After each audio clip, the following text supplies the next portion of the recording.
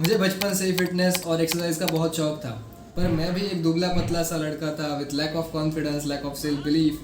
But 7th standard में मैंने officially karate classes join कर लिए और उसके बाद जब मैं 11th में गया तब मैंने जिम जाना स्टार्ट कर दिया। बट 12th में मैंने एक्चुअली जिम का या फिर एक्सरसाइज करने का और न्यूट्रिशन का अपने लाइफ में क्या इंपॉर्टेंस होता है इसके बारे में सीखना स्टार्ट कर दिया।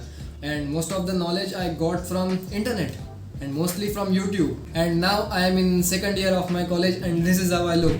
आप भी अपने ड्रीम फिजिक तक कैसे पहुंच सकते हो और जो मिस्टेक्स मैंने एज अ बिगिनर की थी या फिर अक्सर लोग करते हैं और वो आपको अवॉइड करनी है, ये मैं आपको इस वीडियो में बताऊंगा। And one thing to be clear, I am not a certified trainer और a coach, but I have enough knowledge of nutrition and fitness and the information that I am sharing with you is 100% accurate. और हम जाएंगे muscle building के process के अनुसार, जिसमें first होगा muscle break down. आपको मसल बिल्ड करने के लिए मसल्स को ब्रेक करना पड़ता है, डरने की बात नहीं है, आपको उसके लिए वर्कआउट करना पड़ता है। और एक बात, ये सब स्टार्ट करने के लिए कोई शुभ मुहूर्त नहीं होगा, कोई आपको आके से हैंड होल्डिंग करके नहीं सिखाएगा, आपको खुद से सीखना होगा। बहुत पतला हूँ, जिम जाऊँगा तो लोग हंसेंगे, लोग क्या बोलेंगे, मजाक उड़ाएंगे, कभी और कर लूँगा, ऐसे एक्सक्यूजेस तो बिल्कुल भी मत दो। खुद से सीखना स्टार्ट करो। जो लोग खुद में इनसिक्योर होते हैं ना, वही दूसरों पे हंसते हैं, दूसरों का मजाक उड़ाते हैं, तो उन पे ध्यान मत दो, अपने खुद पे ध्यान दो और बस सीखना स्टार्ट कर दो। अब वर्कआउट का एक सिस्टमैटिक पैटर्न होना चाहिए जिसे आप फॉलो कर सको, जिससे डिसिप्लिन बिल्ड होगा। तो आप न्यूली जिम स्टार्ट कर रहे हो और आपके ट्रेनर ने या फिर किसी जिम ब्रो ने आपको ब्रो स्प्लिट फॉलो करने के लिए बताया हो, तो आई सजेस्ट मत करो। ब्रो स्प्लिट में एक दिन पे एक मसल ट्रेन करते हैं, वो बुरा नहीं है, बट बाकी के ऑप्शन उससे बेटर है। न्यू बिगिंस एक टर्म होती है, उसका मतलब अगर कोई नया बंदा वर्कआउट स्टार्ट कर रहा है तो उसके मसल्स की ग्रोथ जल्दी होती है, तो उसे ऑप्टिमली यूज़ करो। तो वो कौन से ऑप्शंस है जो आपको जल्दी रिजल्ट्स देंगे? Push pull legs and full body split. Starting के 3 डेज अ वीक जिम जाओ, जिसमें कि आप एवरी अल्टरनेट डे पे ट्रेन करोगे। आप मंडे को लेग्स ट्रेन करोगे, उसके बाद रहेगी रेस्ट। आप उसके बाद वेंसडे पे पुशिंग मूवमेंट्स परफॉर्म करोगे, जिसमें कि आप चेस्ट, ट्राइसेप्स एंड शोल्डर्स को ट्रेन करोगे। नेक्स्ट डे अगेन रेस्ट, और फ्राइडे को आप पुलिंग मूवमेंट्स परफॉर्म करोगे, जिसमें कि बैक एंड बाइसेप्स को ट्रेन करोगे। And next day Saturday and Sunday को रेस्ट रहेगी। और ये रेस्ट डेज आपको आपकी बॉडी को रिकवर करने के लिए है, क्योंकि रेजिस्टेंस ट्रेनिंग के लिए आपकी बॉडी यूज टू नहीं है। तो जब 1-2 मंथ्स बाद बॉडी यूज टू हो जाएगी तो आप यही split twice a week follow कर सकते हो, जब आप 6 डेज अ वीक जिम जाओगे।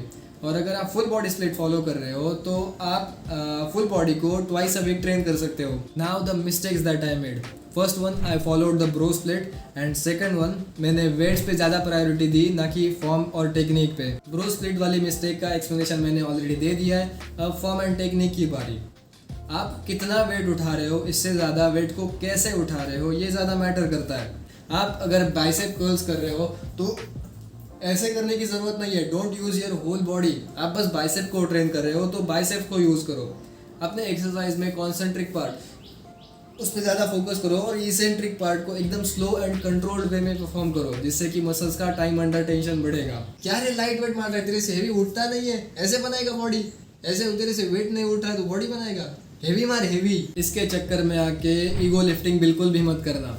आपसे क्लीन फॉर्म में जितना वेट उठ रहा है उतना ही वेट उठाओ।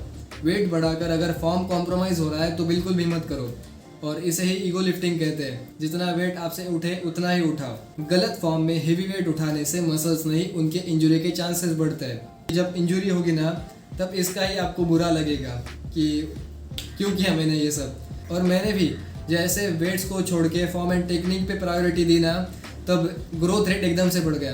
अब एक मिस्टेक, आई एम ग्लैड कि मैंने ये मिस्टेक नहीं की, और वो है कि एक ट्रेनर के पास जाना और जैसा वो बोले वैसा ही करना। अरे ट्रेनर अच्छा हो या बुरा, आपके बॉडी के साथ वो खेल रहा है तो बेसिक्स तो आपको पता होने ही चाहिए। आप किसी पे भी ऐसे आंख बंद करके भरोसा नहीं कर सकते, करना भी नहीं चाहिए। पर क्या करें, लोग होते हैं आलसी, उनसे खुद से कुछ सीखना होता नहीं है, तो वो एक ट्रेनर के पास चले जाएंगे और जैसा वो बोले वैसे कर लेंगे। अगर यहाँ कुछ नॉलेज बढ़ नहीं रही है ना तो जिम छोड़ दो, टाइम और मनी वेस्ट करने से अच्छा घर पे जाके सो जाओ। न्यूरल एक्टिवेशन, जिसे हम माइंड मसल कनेक्शन भी कहते हैं। If you are doing bench press then आप कितने इफेक्टिवली अपने चेस्ट मसल्स को फील कर सकते हो वो होता है आपके माइंड का मसल्स के साथ कनेक्शन। आप कितने इफेक्टिवली अपने मसल्स को फील कर सकते हो उतने ज़्यादा इफेक्टिवली और ऑप्टिमम लेवल पे आपके मसल्स ब्रेक डाउन होंगे। और आपको माइंड मसल कनेक्शन इंप्रूव करने के लिए ये चीज़ें करनी चाहिए। First one, slow and controlled movement को परफॉर्म करना हर एक रैप में।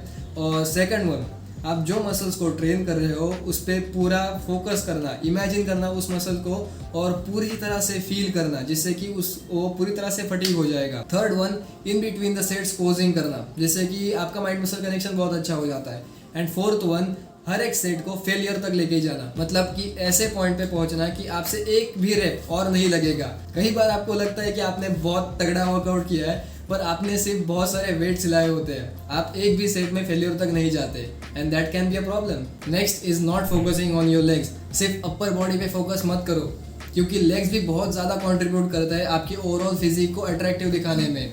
Don't skip leg days because those are the actual days which makes you stronger, not just physically but mentally also. And now the nutrition and recovery part. आपके muscles gym में exercise करते वक्त grow नहीं होते, आप जब rest और proper nutrition उन्हें प्रोवाइड करते हो तब ग्रो होते हैं। तो न्यूट्रिशन एंड रिकवरी बहुत ही इंपॉर्टेंट एस्पेक्ट्स है।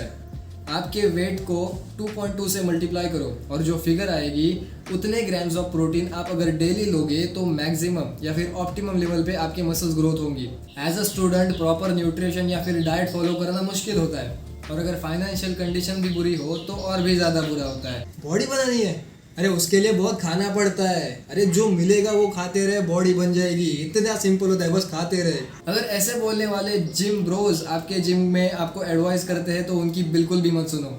आप अगर पतले हो तो सिर्फ 100-200 कैलोरीज आप सरप्लस में खाओ और अगर आप मोटे हो और जिम स्टार्ट कर रहे हो तो सिर्फ 100-200 कैलोरीज आप डेफिसिट में खाओ, सिर्फ 100-200। प्रोटीन इंटेक आपका अगर सही है तो मसल्स ग्रो ज़रूर होंगे। अगर आप बहुत सारे कैलोरीज खाओगे सोच के कि आपके मसल्स ग्रो होंगे तो बॉडी को जितने कैलोरीज चाहिए उतने ही कैलोरीज लेगी एनर्जी प्रोड्यूस करने के लिए, और जो एक्स्ट्रा के कैलोरीज होंगे वो सारे सिर्फ फैट्स के फॉर्म में आपके बॉडी पे चिपके रहेंगे। तो आपको पहले बल्किंग फिर कटिंग इस लॉन्ग प्रोसेस में फंसने की ज़रूरत नहीं है।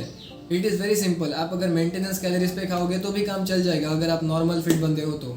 रेस्ट एंड रिकवरी के लिए रात की 7-8 घंटे की quality sleep is very important. और उसी के साथ अगर आपको रिकवरी एनहांस करनी है तो आप स्ट्रेचिंग भी कंसिडर कर सकते हो। जब से मैंने स्ट्रेचिंग करना स्टार्ट किया है मेरी फ्लेक्सिबिलिटी बढ़ गई और उसी की वजह से रेंज ऑफ मोशन भी बढ़ जाती है एक्सरसाइजेस की। मसल सोरनेस जल्दी ठीक हो जाती है and my muscles feel much better. और उसी के साथ आपके जॉइंट्स और मसल्स के लिए स्ट्रेचिंग बहुत ही बेनिफिशियल होती है। You will see lots of people having better physics than you and you will start comparing yourself with them. Don't get so much obsessed with the results. Enjoy the process. Enjoy that moment when you do some extra reps or lift some heavy weight than you did last time or your form improved. Enjoy that moment and fall in love with the process. And don't get demotivated by looking at others or listening to others. और अगर आपको ऐसे ही और videos देखने हैं तो like ज़रूर करना बस, और वीडियो बहुत ही ज़्यादा पसंद आया हो ये वाला तो सब्सक्राइब ज़रूर कर देना और दोस्त के साथ शेयर करना भी मत भूलना। I will see you in the next video.